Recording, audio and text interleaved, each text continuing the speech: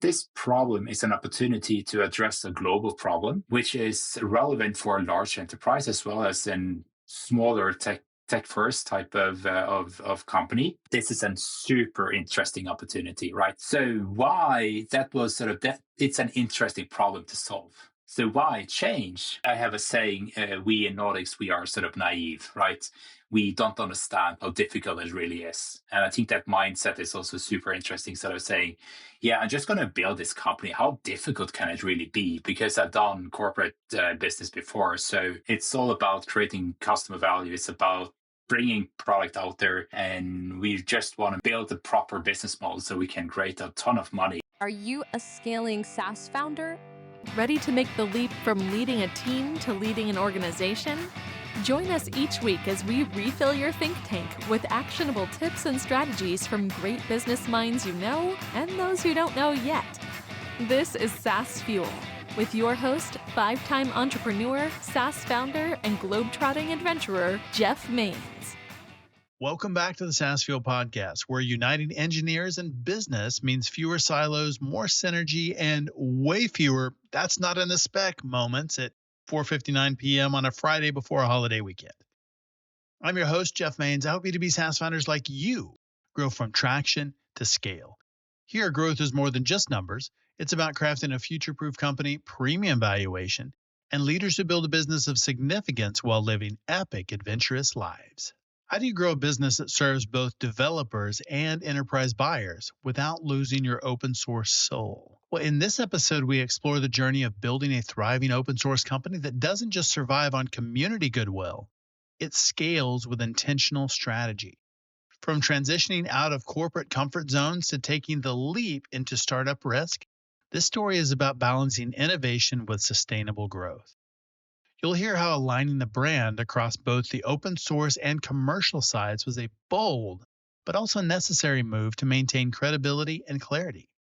We also unpack the rise of feature ops, a next-gen approach to development that prioritizes controlled rollouts, experimentation, and user feedback, all while keeping risk in check. This conversation also dives into the cultural side of scaling. How clearly defined values like trust and speed help teams move faster and make better decisions. Plus, a fresh take on developer impact, why understanding sales, customer success, and business context can make engineers not just better coders, but better company builders too. If you're navigating the complexities of product-led growth, developer-first culture, or building a brand that serves both community and customers, this one's filled with playbook-level insight. Whether you're deep in the code or steering the strategy, this episode will give you a whole new lens on building with purpose. Let's dive in. Our expert guest last Thursday was Anthony Franco, a 6-time founder, AI strategist, and co-author of AI First Principles and the Wiser Method. He joined us to unpack what it really takes to grow smarter in today's crazy tech landscape. In his episode, Anthony didn't hold back on the realities of entrepreneurship. From early-stage chaos to the pitfalls of automating broken systems, he laid out his framework for founder-led innovation, why you need to design for humans before bringing in AI, and why most teams fail by skipping the why. If you're tired of surface-level advice, Anthony brought the truth and a toolkit that you can actually use to implement it. Our founder last week was Darren Milne, co-founder and CEO of VividQ. He took us into the future of holographic display technology, but this isn't just theory. Darren showed us how holography is already reshaping industries like automotive, gaming, and even wearables. He explained how real-time 3D rendering without glasses is possible through light field technology, and why licensing their core tech rather than building consumer products is VividQ's secret weapon. We talk commercial strategy, scientific breakthroughs, and what it's like turning quantum physics into next-gen interfaces. Missed either of those episodes? You got to go check them out. Such great things happening over there. My guest today is Egil Østhus, the co-founder and CEO of Unleash, the world's leading open-source feature management platform. With deep experience across enterprise tech and high-growth startups, Egil brings a rare combination of product strategy, engineering fluency, and M&A insight to the table. Now he's helping companies move beyond traditional DevOps into something smarter, feature ops. Kind of a cool term, isn't it? His mission is to help developers ship faster and safer with more business context without sacrificing innovation in this age of AI. Welcome someone who's not just building better dev tools, but reshaping the way software is delivered at scale. Egil Østhus. Hey, Egil. Welcome to SaaS Fuel. Thank you so much. It's great to be here, man. Well, you made the leap from corporate roles at companies like Accenture and Cisco to co-founding Unleash, which is an amazing company. What pushed you to trade boardrooms for building an awesome SaaS? And how did the idea behind Unleash first take shape? Oh, that is a big question. And yes, it's sort of a big leap. And I think both roles come with different challenges, right? Yes. It's different, but it's same, but it's different and it's interesting. So maybe start with why. When I was offered or introduced to Unleash, so Unleash is a feature management platform, basically very short for all of the listeners to make sure they understand where we are. This is a developer tool, and basically the problem we are solving is for developers that want to push new software to production. They can do so in a very risk-free manner. Basically, what they can do is what's often referred to as great rollout, meaning test the new software in production on a very limited cohort of users. Does it work? Yes or no? You can monitor.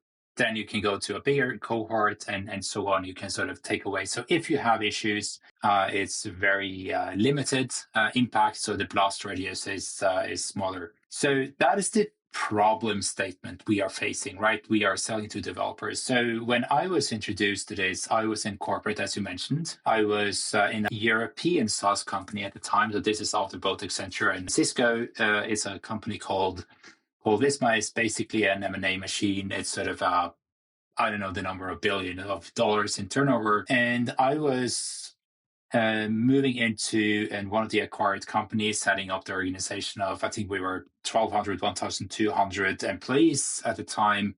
So, we were transitioning from a traditional way of delivering software, think waterfall, into kind of DevOps. So the challenge I was facing at the time was this. So I had a very great support from my board of directors. We want to go all in DevOps. This is the modern way of delivering software.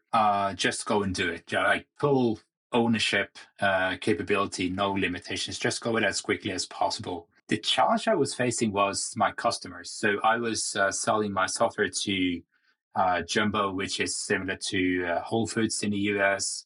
I was selling to ABN AMRO, which is another big financial institution in Europe. I was also selling to KPN, which is sort of the one of the big telcos in Netherlands. Tens and thousands of employees in each of those organizations. And in the contract, these vendors had sort of clauses saying, I need, or we as an organization want 3 months or more approval cycle before you can put anything new in production. So this is the interesting challenge here. So I was facing a very tech-savvy, very forward-leaning corporate, which may sound a bit ridiculous, actually, that really want to go to what is the best practices when it comes to software delivery processes and how do you deliver and build software. And the pushback was coming from the end users, like the customers, or not necessarily the end users, but the customers, the contract owner. So I was in meetings with the chief HRO, which is my where my counterparty buyer of my software, basically saying, I hear you, this is not going to happen, right? So how do you decouple that? How do you kind of fix that problem? And this is where Unleash came into play. And this is my brother and co-founder, Eva, that was basically building this. And he was building this of a need of very much tech savvy. He was already doing what I was trying to do in my company. They were doing releases at any time. They were going super fast. Everything was data driven. And he saw also a problem with that. So he was seeing this problem, similar problem, not from their customer, but more from their internal business and developer organization saying, yeah, I can go to production, but you know what? I'm not done. It's not QA is not completed. I need some more time. I need to, any excuse. There are so many excuses to go fast. So the interesting learning with this story is the problem was really applicable for a large corporate facing massive institutions customer. It's a similar problem, or the value prop is similar for a very small or a smaller company that already is going fast. So my takeaway is that this problem is an opportunity to address a global problem, which is relevant for a large enterprise as well as in smaller tech first type of company. This is a super interesting opportunity, right? So why that was sort of that it's an interesting problem to solve.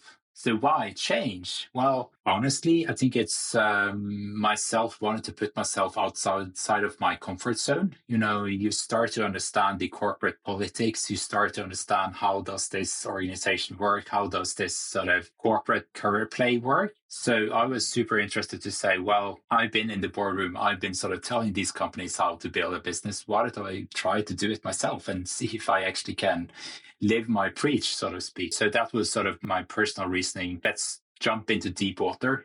Let's take this risk and let's see if the learnings from the big corporate actually makes a ton of difference, because it's all about business, right? So I think that was, long story short, that was sort of the reasoning for why. I love that. That is 100% the heart of an entrepreneur right there. I want to jump in the deep water and see if I can do it myself, pushing the boundaries. I love that. Exactly. Yeah, exactly. Yeah. And you know, it's about getting out there, getting outside of the comfort zone. And I think also you referred to this entrepreneurial spirit. I think parts of that is also, I have a saying, we in Nordics, we are sort of naive, right? We don't understand how difficult it really is. And I think that mindset is also super interesting. Sort of saying, yeah, I'm just going to build this company. How difficult can it really be? Because I've done corporate business before. So it's all about creating customer value. It's about bringing product out there. And we just want to build a proper business model so we can create a ton of money. It's probably not that difficult. And well, of course, it is a roller coaster when you get into it. But it's, yes. Always. Yeah. Well, I think it's really fascinating. Your brother built the first version of Unleashed, the co-founder. Yeah. Most people say don't mix family with business. I've seen it work really well, and some disasters. What has surprised you most about building a company with your brother? I think we get to know each other at a different level, right? Yeah. When you are brothers, I mean, we are 5 years apart, so I think that is actually a benefit, because when we grew up, we never were in kind of direct competition, right? If you have brothers or sons, particularly those that is closer in age, you can see them kind of competing, right? And that can be healthy, but it can also lead to some, characteristics or patterns on how you interact with each other later. Sure. So we never were in that direct competition. So I'm the other one, and I never looked upon him as a competitor one way or the other. It was sort of 5 years makes a ton of difference when you are younger, right? And also, I think we are very focused on different areas. So I started as a developer quite quickly, wanted to go more into corporate ladder type of leaderships path. He was always really technical. And I think for myself, I also want to allow him, and I'm super proud of him, to being that technical brain. He is the visionary guy. He is sort of the technical superior person. But also he gives me space of being the business person, sort of saying, you are the leadership type of experience in a company. You are bringing business acumen to our conversations. So I think my takeaway, don't miss business with family. I get it. But I also want to say, when you want to co-fund something, maybe think through where do you see yourself in that relationship? If both of you are, if I were competing with him to take the CTO position or take the product position, or he wanted to compete with me taking the CEO position of the company, I can definitely see ourselves moving into troubles. That being said, we definitely have our challenges still. I mean, it's never easy to be in a co-foundership, but I think we have a really strong foundation to build on. And also another takeaway we keep coming back to is saying, I mean, our relationship will never go away. I can never see myself not having a relationship with my brother, right? So I just need to make it work. I just need to never put myself or our relationship in a position where we cannot kind of fix it. It needs to be super professional, and we also need to address any tension immediately, so we don't really allow like small friction, small level of tension to grow bigger. And I think that is also a healthy advice for anyone, even if you are not in family. There is going to be a friction. There is going to be different points of view. There is going to be feelings, even if you try to keep it or always are professional. There's always also a human being in the mix. So you need to really be respectful of that and also address that. And also sometimes step back, give some space and come back when everything has cooled down a bit. You don't need to solve everything in a moment. So I don't know. It works for us, but it's definitely something we are also very aware of. The Unleash is definitely leading the open source feature management platform. And I remember the old days where we used to do releases and, we would hide behind filing cabinets, get under desk, flip the switch, do the release and just wait to see what blows up. And so it's absolutely critical in really every single company. It doesn't matter, small, big, we all need a tool like this to help manage that and make sure that releases go smoothly. Because that's one thing that we promise our customers is that this is going to be a good experience. We're not going to screw things up. So I think it's huge. Building a business around open source definitely isn't easy. What were some of the toughest parts of bringing Unleash to market while balancing both community and commercial goals? You are spot on. That was and probably is still the biggest challenge we are facing as a company. So we quite the early days, one of the first things we do, we define this is our biggest strategic question. How do we balance this type of thing? So number one, we were asking ourselves, should we have two different brands, one open source brand and another commercial brand? We found that quite confusing. So for us, it made more sense to kind of look at the Unleash product as sort of a product bundle where open source is the first tier. This is sort of fit for simple needs, individual developers sort of get going sort of type. And then you are kind of looking at a tiered model where you're going into an full enterprise where capable or a version where this is sort of more of an gated feature model where enterprise needs, project or back privacy, all of those kind of enterprise needs are behind a paywall. That is sort of the first step, sort of understanding where do the open source fit into your product strategy type of thing. So that was our first kind of takeaway. So the second one was sort of saying, okay, when and how do we understand what do we fit where? So we have the product bundling and that is sort of the first step, but also we started to create what we think of as sort of the policy. So number one, we are saying the community is important for us. We also want to make sure we don't break the trust of the community. So, developers, they want to trust you. And if you don't do as you say, and you're sort of breaking your own promises, they will definitely go away. And we didn't want to risk that from happening. So we were saying, okay, let's make sure we never sort of put something in open source and suddenly understand that's a super valuable feature. So we need to put that behind a paywall. And that is so easy to say and so hard to not do. Yes. So we were saying, so the implication of that is also, let's always make sure if we are in doubt, we put this in the enterprise version. Because what happens is that we can always give it away for free if we were wrong. But if we are going the other direction, that is taking something away from you. So if I'm taking something away from you, you would be upset, right? But if I'm coming and saying, well, you need to pay for this, and 2 weeks later saying, hey, I thought about it, I can actually give it to you for free, that feels like a win. So that is sort of the one policy. And also we are keep iterating on saying the product bundling still is the same. Individual developers, simple needs, that is what that's why we have open source. And the enterprise needs, scalability, all of the security part I was mentioning, that is the enterprise needs, and that's where there is more willingness to pay. So that is also the guiding star. But I can tell you, it sounds easy when I'm explaining that, or at least I feel it sounds quite easy. We had definitely been in situations where we're saying, oh my God, that was so big mistake that we did this open source because we see the value that it's bringing to the customers. And now we're sort of stuck. How do we kind of get out of that? So it's building open source business is absolutely fantastic because you can get a lot of free-ish type of marketing, word of mouth going, but it is also very hard to really think through. And also you need to, I think one of the things we also try to do is also not forget open source, right?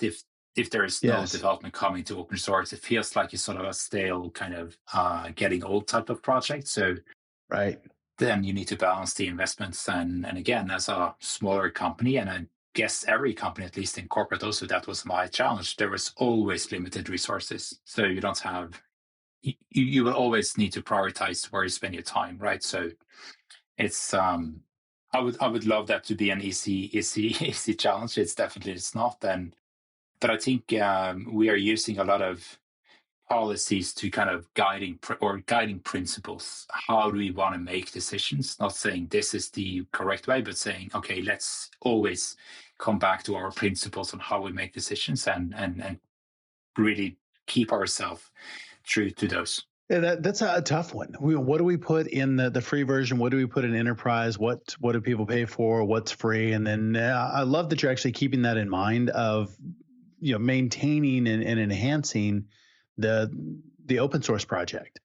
That there is something that is still ongoing. It's not dead, and so anything that they need new, they have to pay for, which I think happens probably too often in open source. So you haven't forgotten the community, which is very, very good. No, we definitely try to invest also in the community. And I think another thing we didn't really mention was also my co-founder Egil. He is sort of the community ambassador in the company, right? So he is sort of living and breathing sort of this. And then again, myself, my marketing VP of marketing, my VP of revenue, we're all kind of going after him saying we need to have more commercial value in the enterprise. We need to kind of strip it down. We need to do this. But he is sort of also really holding his horse is saying, hey guys, we need to remember that the open source is there for a really good purpose. It really serves us well. So let's not risk this. And another thing that he is keep coming back to, which is I think I have a ton of respect for, is sort of he is pointing out that if we break, this is an irreversible decision. So some decisions you can easily go back and saying, okay, that was the wrong decision. Let's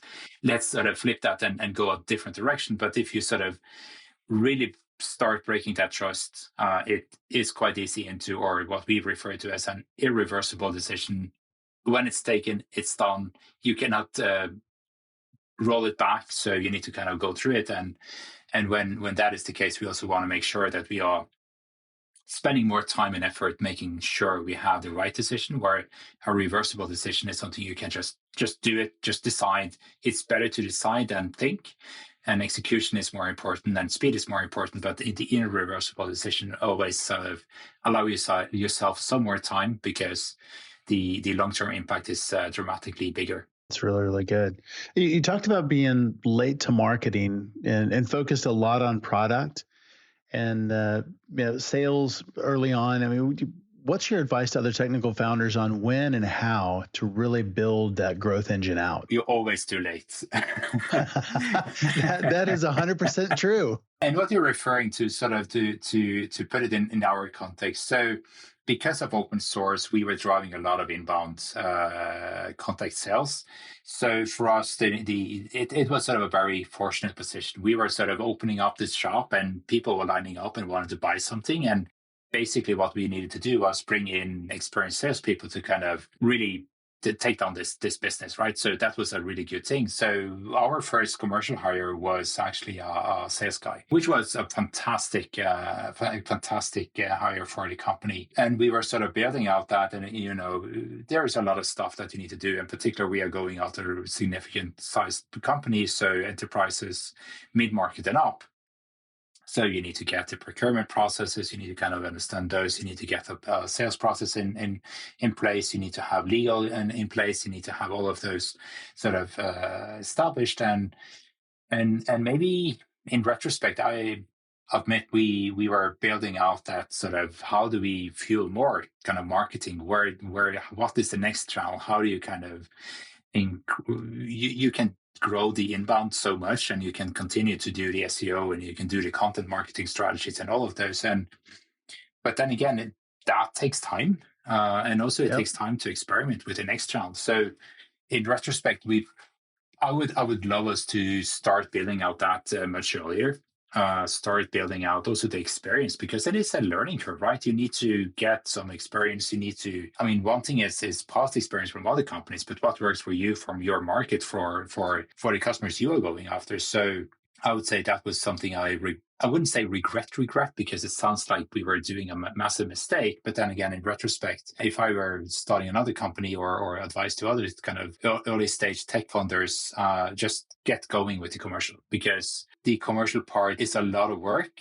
And there's a lot of figuring out, and there's a lot of, let's say, let's just call it learnings and not mistakes that you need to go through. So you're always too late. And yeah, product is important and product is key. Product is everything. But at the end of the day, if you have the best product that nobody knows of, it's really hard to sell it, right? So I think get started yesterday is my best advice, and start thinking about what is the next challenge. You have one challenge that works for you, hopefully, but what is the next? How do you kind of keep sourcing that? How do you keep growing that? And also, how do you experiment with the next challenge to keep growing the business? I love that you can't start early enough. And once you have one channel working, start working on the second. Yeah, even when you are working, one of the things that I would love us to be even more, but we have this sort of 80-20 investment principle in marketing. So 80% is kind of optimizing for the existing channels that work, and 20% is just experiment with the next couple of. And you probably want to have, a couple of them running in parallel, because some of them will fail. Some of them will stagnate quite quicker, and you need to always have the next few available for you to kind of put more funding into when you see something that really works. Are you missing key relationships that could transform your leadership? Most leaders are. They just can't see it. And here's what shocked me. The most successful leaders aren't lone heroes. They're the center of 4 specific relationships that multiply their impact while preserving their sanity. You're probably like everybody else, drowning in connections, but starving for real support. And it's creating a silent epidemic of leadership burnout among executives just like you. So, take my free assessment at thecaptainskeys.com. Discover which critical relationships you're missing in under 5 minutes, and then grab my new book, The Captain's Keys, part Netflix drama, part game-changing blueprint for leadership that actually sustains you. One CEO called it the owner's manual I never got. So stop flying blind and see what you're missing. One of the things that you introduced is feature ops, next generation approach beyond traditional DevOps. Can you break down what feature ops is and why it's become so critical, especially in today's AI accelerated development cycle? Let's spend a bit of time first to kind of address the DevOps. So DevOps is very much about how do you organize your development to put something into production as quickly as possible. So basically, it's a lot about internal processes, automation, how to push software into production, which is internal engineering practices and less about the end users. So the end users doesn't really care how you put something in production. What they care about, what you care about when you go to your online bank account or, online service to shop something or buy something, whatever, you care about, is this a super efficient, super well-designed customer journey for me? Is this service something that really resonates? Do I get what I try to do efficiently and in a nice manner? So basically what feature ops is basically taking DevOps to the next level. We're not saying get rid of DevOps, but DevOps is there for you to stay. But it's basically, it's built around 3 core concepts. It's about, basically the controlled rollouts. So allow engineering organizations to, as I said, have a very small cohort, test it on the features, get the feedback. It's sort of a twofold. It's about, does it work? Yes or no? But also, do you get feedback from your first cohort of users that may even be your coworkers saying, hey, we are in the same company. Can you start testing this and get me feedback? Does it work as intended? Is there any flaws that I didn't really see? And then you can scale it up. So that's the control rollout pillar that is part of feature ops. The second one is what we refer to as full stack experimentation.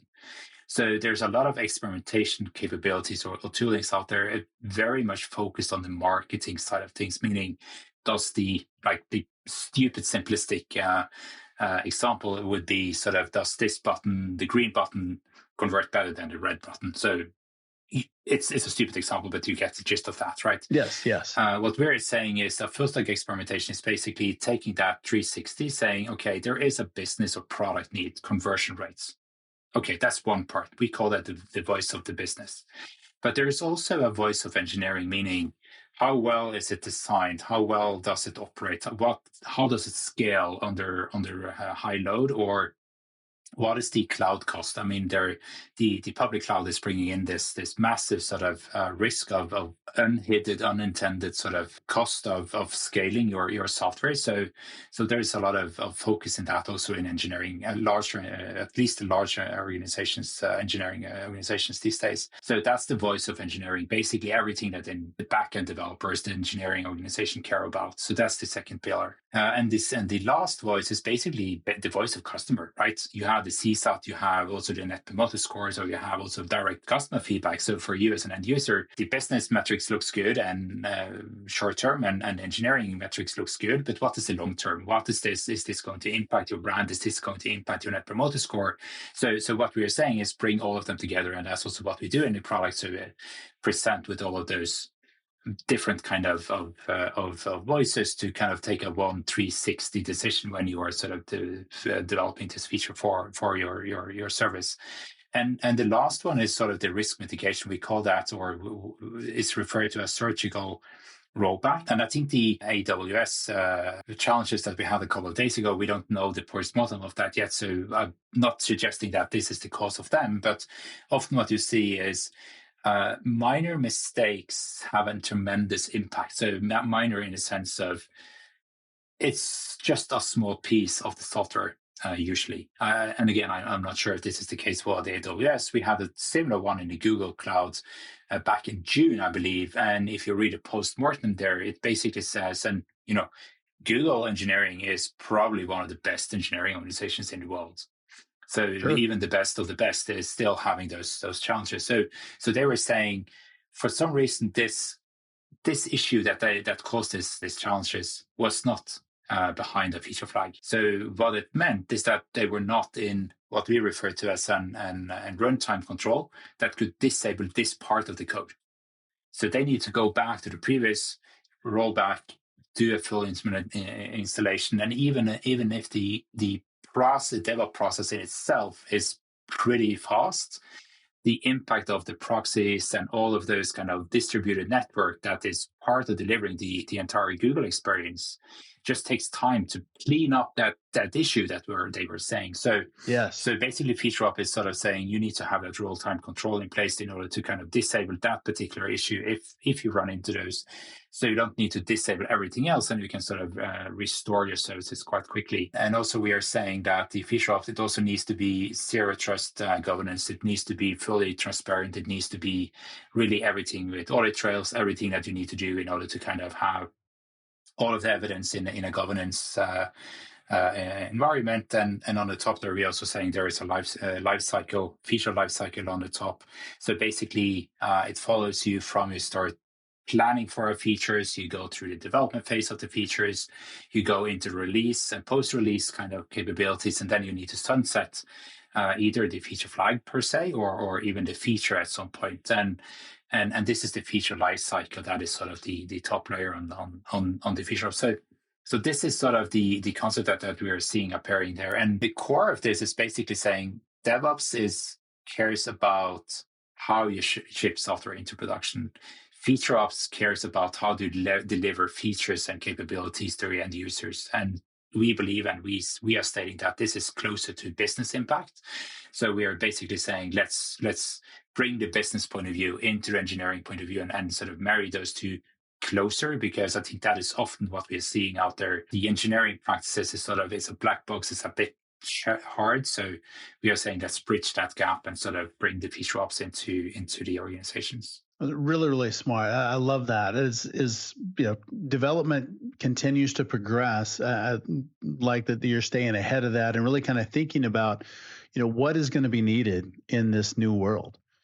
There's definitely a whole lot more agentic software, autonomous development tools.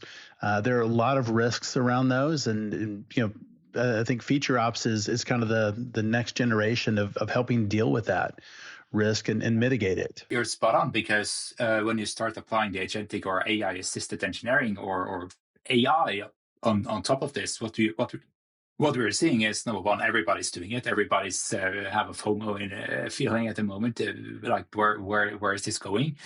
But also we are seeing that there is basically we are doing more. Issues still happen. So we are seeing also that the quality slightly decrease is the latest Dora reports suggesting. So I would say what we are seeing with the AI is basically empowering this feedback cycle or this flywheel. So you're getting done more with less, quicker, and you're putting more into production more often. And you're getting at the same level of risk of having incidents. So basically, FeatureOps is there for you to kind of protect yourself and allowing this flywheel to accelerate without this risk of taking down the entire production and having a tremendous brand impact or revenue impact or whatever. Really good. And you're leaning into AI assisted development rather than full code gen.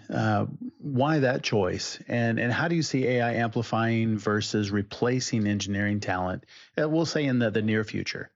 In the near future, yeah. So what happens 5 years from now? The far future is way too far out there.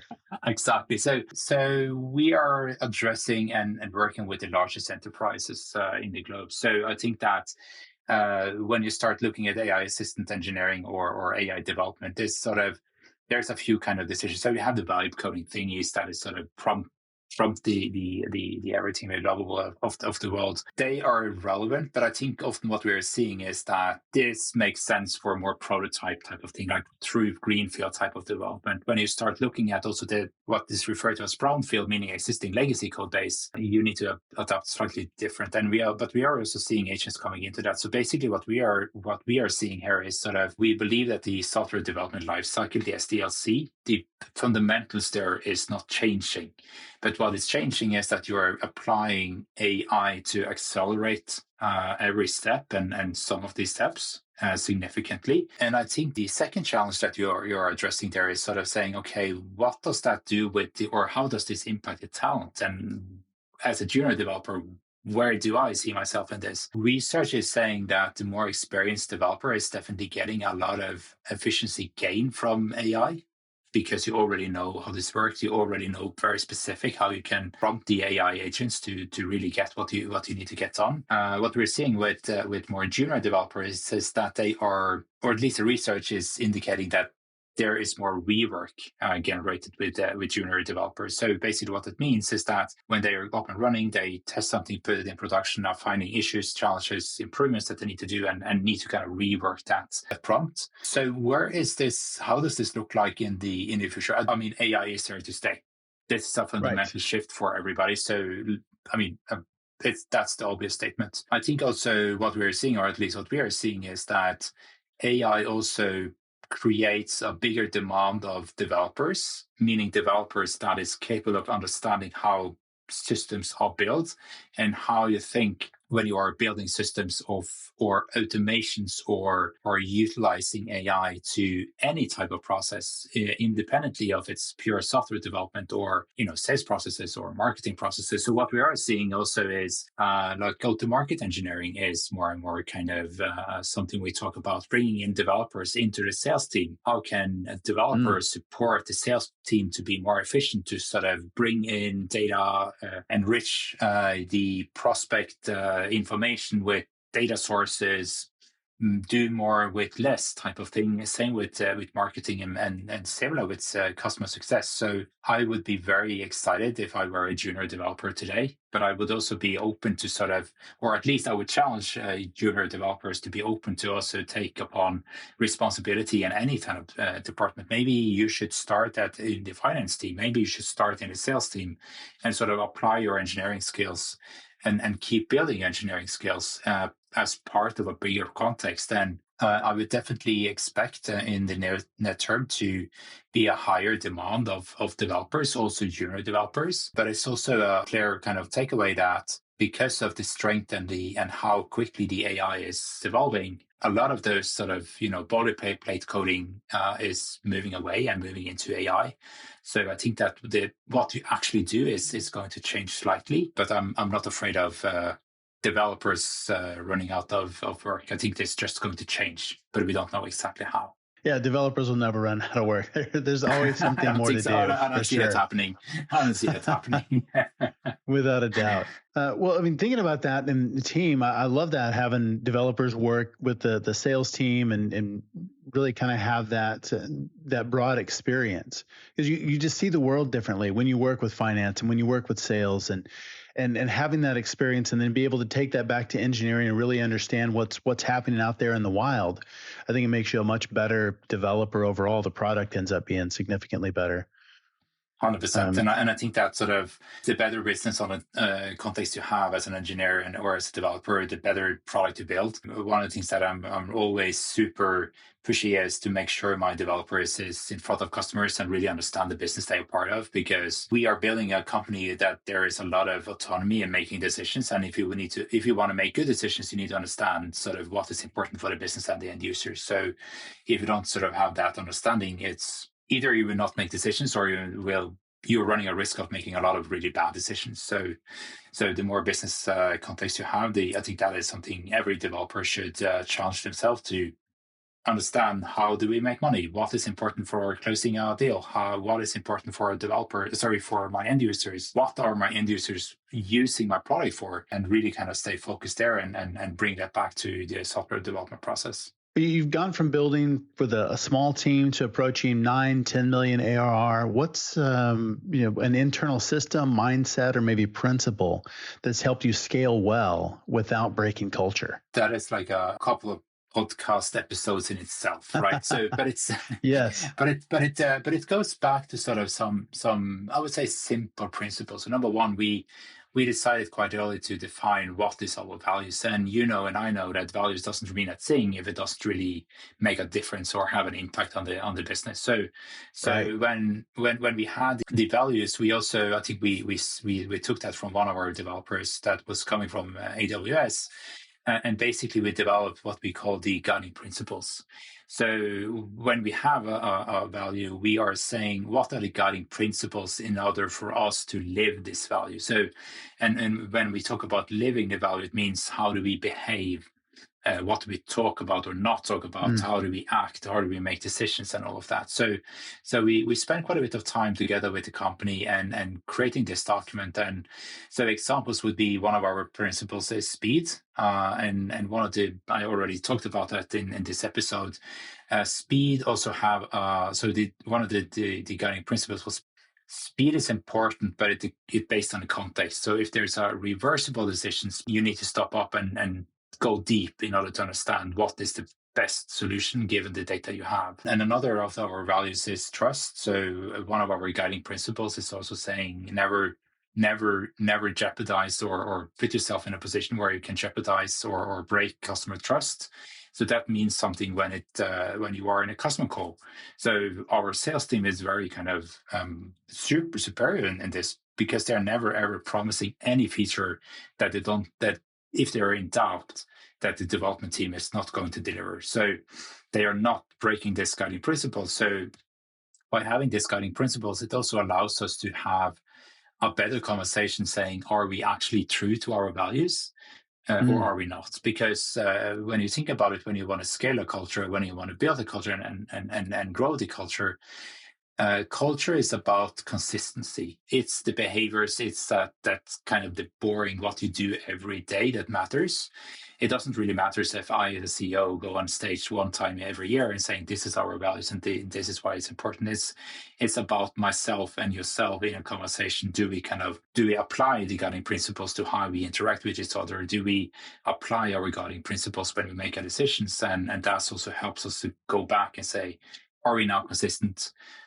Or if there is a longer period of time where we are inconsistent to our guiding principle, also that could tell us that actually we need to update our guiding principles because we have evolved and we are sort of building out a different type of cultures. I think this is definitely a super interesting topic, but I think this is sort of the sneak peek into some of the ways we have handled this, to grow quite consistently. For other SaaS founders that are listening, what's one insight that you wish you'd internalized earlier in the journey? If you can go back and say, hey, here's one thing that I would do different.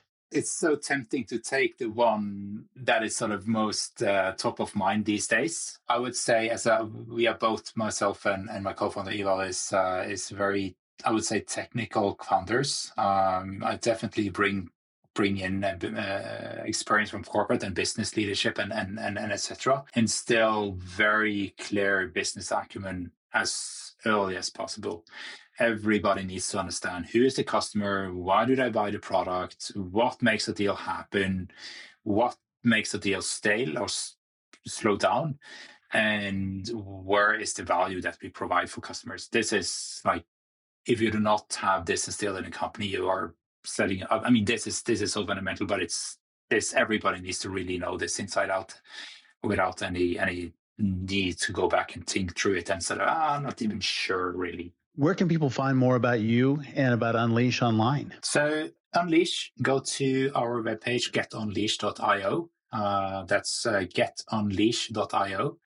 Myself, I'm quite active on LinkedIn, so I would say go and hook me up at LinkedIn, and I will have a conversation going there. Outstanding. We'll make sure and link both of those in the show notes. Perfect. And everybody should check out Unleash. It is something that will definitely make a big difference in releases, and it takes the fear out of releases. That is true. That is and avoids a lot of bad press. I can think of a lot of companies that probably wish they had something like that. Airlines in particular. Here recently, that updates are scary. But to Unleash makes them not scary. They shouldn't be. That's right. We'll make sure and link that in the show notes. It's been such a great conversation. Thanks for being on SaaS Fuel. I'm so happy and so proud to be here. It's an amazing conversation for sure. Thanks for having me. Thanks again, Egil, for coming on the show and sharing your insights and resources. You can learn more about Egil and his company Unleash at getunleash.io. As always, all links, highlights, resources, and full show notes are available at saasfuel.com. And be sure to check us out on YouTube as well. It's at Champion Leadership. We have full video episodes, outtakes, shorts, reels, full trainings, all sorts of things over there for you on our YouTube channel. Thought leaders share. Share this episode with your SaaS friend who's still explaining their pricing model to their own accountant.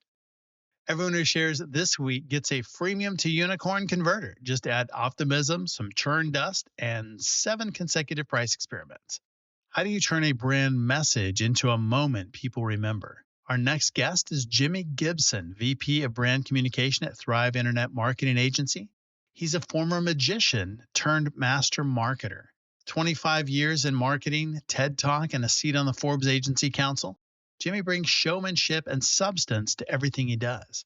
Now he's helping companies simplify their message, clarify their value, and connect with audiences in unforgettable ways, as only a magician could, right? And then after that is our comeback episode from Jason Freeman. He is the founder who went from roadie for Peter Gabriel to building and exiting 5 companies and helping universities raise billions along the way.